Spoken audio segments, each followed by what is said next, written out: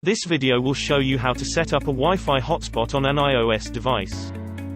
First, go to Settings. Then click the Personal Hotspot button. Slide the Personal Hotspot button so it appears green. Then click Wi-Fi Password. Type in a new, secure password.